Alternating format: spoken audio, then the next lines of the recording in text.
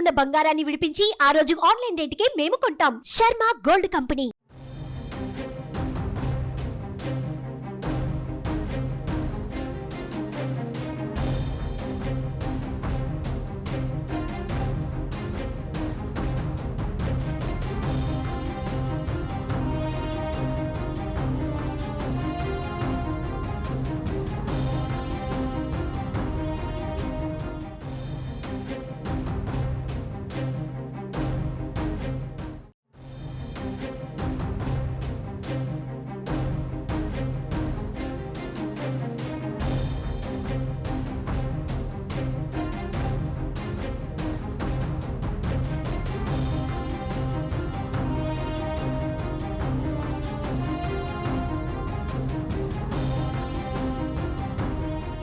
TDP అధినేత చంద్రబాబు ప్రయాణించే helicopter ప్రయాణంలో కలకలం రేగింది.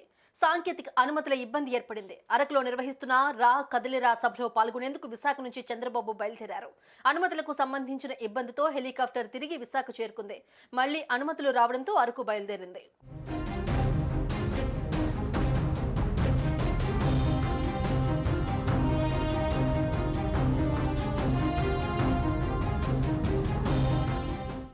కదిలిరా సభలో పాల్గొనేందుకు ప్రత్యేక విమానంలో విశాఖ చేరుకున్నారు చంద్రబాబు. అక్కడి నుంచి అరకు వెళ్లేందుకు హెలికాప్టర్ రెడీ చేసుకున్నారు.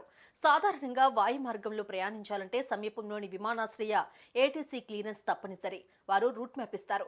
ఆ ప్రకారం అరకు వెళ్లేందుకు హెలికాప్టర్ కు కూడా రూట్ ఖరారు చేశారు. అయితే పైలట్ గందరగోళానికి గురి కావడంతో నిర్దేశిత మార్గంలో కాకుండా వేరే మార్గంలో చంద్రబాబు హెలికాప్టర్ ప్రయాణించింది.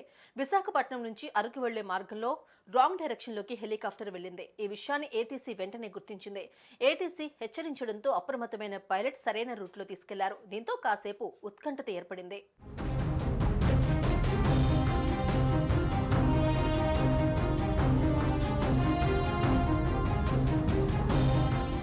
తెలుగుదేశం అధినేత నారా చంద్రబాబు నాయుడు పార్లమెంటు నియోజకవర్గాల వారీగా భారీ బహిరంగ సభలు నిర్వహిస్తూ ఉన్నారు. గత 2 రోజుల క్రితం గుడివాడలో సభ జరగగా శనివారం అరకులో పార్లమెంటు నియోజకవర్గంలో సభను నిర్వహించారు. ఈ సభకు హాజరయ్యే క్రమంలో విశాఖ నుంచి అరకు బయలుదేరారు. ఈ క్రమంలోనే ఈ ఘటన తలెత్తింది.